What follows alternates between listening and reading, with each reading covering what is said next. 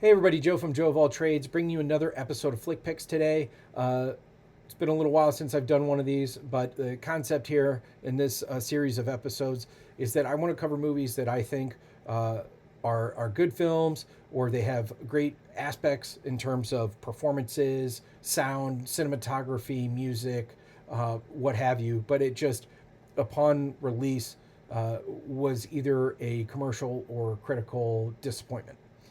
And today, what we're covering is 2007's We Own the Night. This film was distributed by Columbia Pictures. It was written and directed by James Gray. At the time, he was known for Little Odessa, The Yards, and Ad Astra.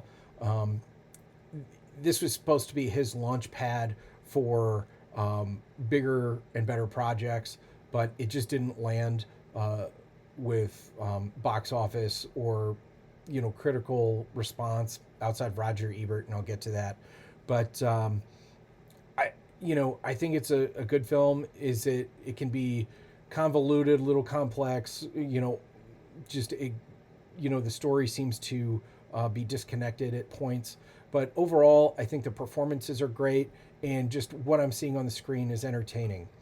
It's got a great cast, starring Joaquin Phoenix, Mark Wallberg, Eva Mendes, Robert Duvall.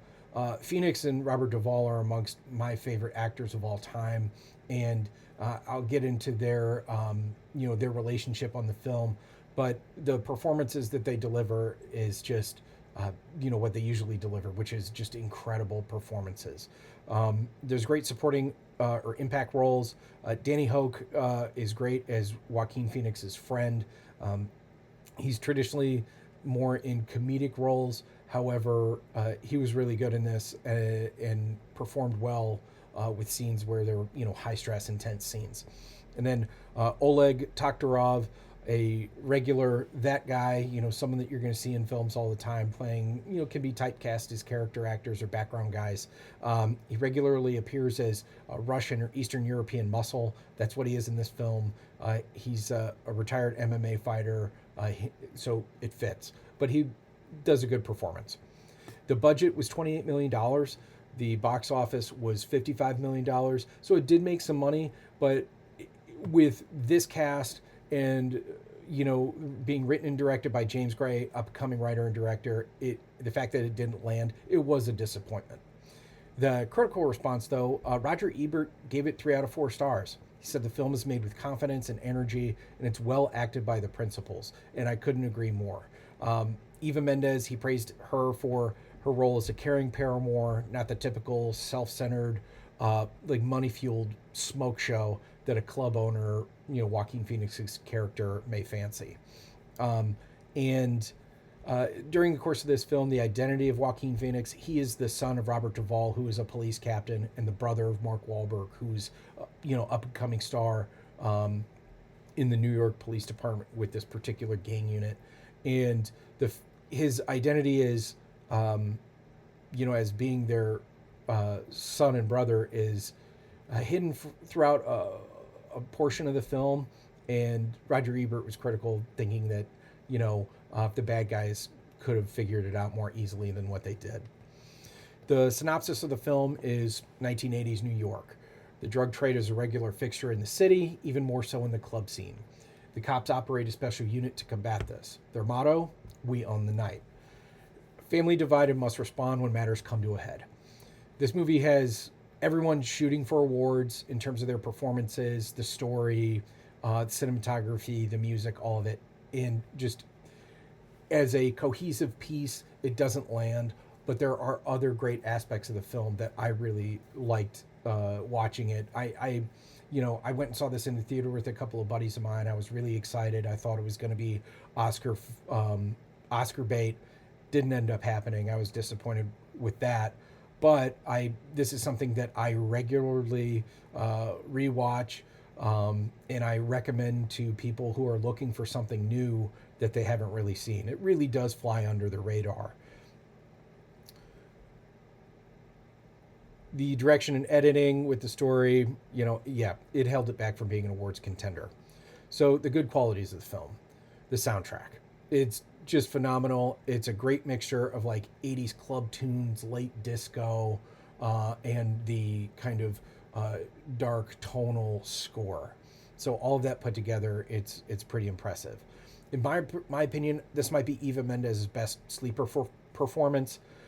She wasn't in Training Day enough to really, make make that me consider for a full role. Obviously, I love her in The Other Guys; she's hilarious.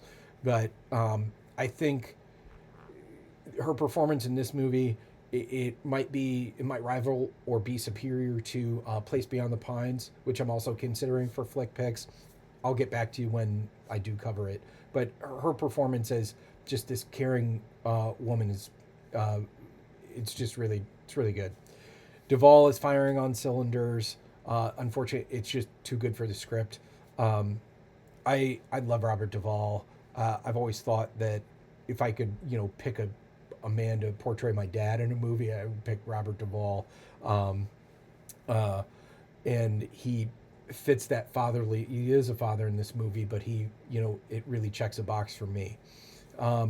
Through his words and posture, he really delivers how he feels about each of his sons.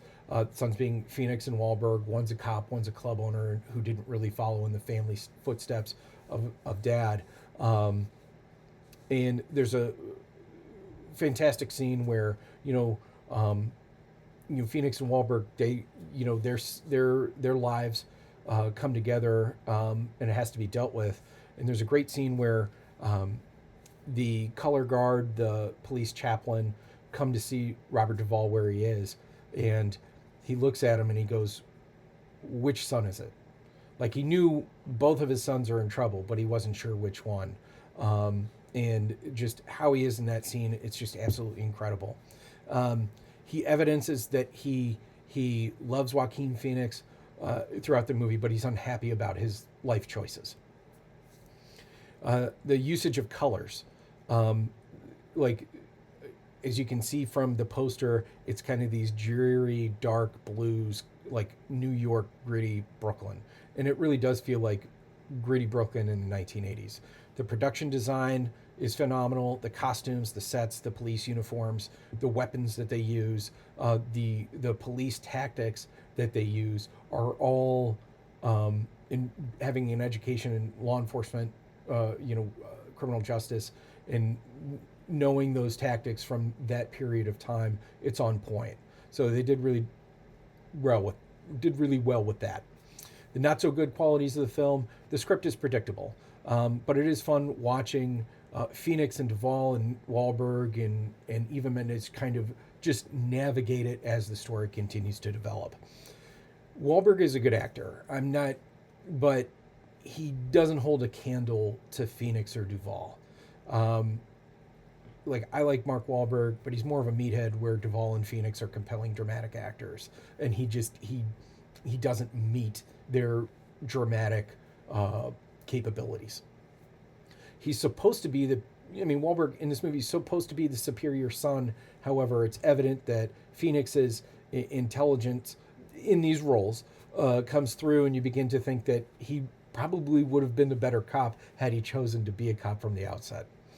The romanticism of the film with the unit, that used "We Own the Night," it's kind of lost during the film. Like, it was supposed to be a part of the premise, but the story kind of drifts away from it, or hardly even addresses it. I mean, it sings in the initial concept, but as the story further develops, it's really just more about family with badges than a concentrated unit. Some other fun facts. We Own the Night. Yeah, like I said, it came from New York City Police Department Street Crimes Unit, which operated from 1971 through 2002, and then again from 2015 to 2020. It was a plainclothes unit that resulted in quick arrest, had a significant clearance rate, but these operations were aggressive, risky, questionable upon concerns for racial profiling. They often did sting operations or even baited themselves to muggers in order to make arrests. Joaquin Phoenix, during this film, he utilized method acting that even shook Robert Duvall. I mean, and that's saying something with the career that Robert Duvall has had. So, as father and son, they have a significantly strained relationship in the film. in order to gain realism, to show this on camera, Phoenix regularly screamed at Duvall before the camera started to roll in order to create a mood indicative of their strained relationship. The screaming included, familial facts that would have been factual, in accordance with the story of the film and the family. Even Robert Duvall, the master of acting that he was bothered by Phoenix's method. So it just goes to show the dedication to craft that Phoenix has and continues to have throughout his career, and that's why he's one of my top 5 actors of all time. He's phenomenal. So if you like this video, please go ahead, like, comment, share, subscribe. If you want to watch the movie and let me know what you think of it, leave it in the comment section below. If there's another movie that you would like me to cover on FlickPix, go ahead and let me know. Happy watching and cheers. Thanks. Hey everybody, just finished up the FlickPix review for We Own the Night, and I normally mention where it's streaming for free. It's not currently streaming for free on anything as of December 24th, 2025. However, the film does come up frequently on the free streaming services that offer, that have, inventory stock full of movies that didn't make money at the box office, much like Tubi, something like that. So keep your eyes peeled when it pops up. Take a look. If you're not willing to pay the $3 or $4 to rent it on Amazon, I think it's worth it. Even sometimes Amazon has deals where you can purchase a movie for, $4, $5, $6. This may be one of those at some point in time. So take a look, have a watch, let me know what you think about it, and thanks.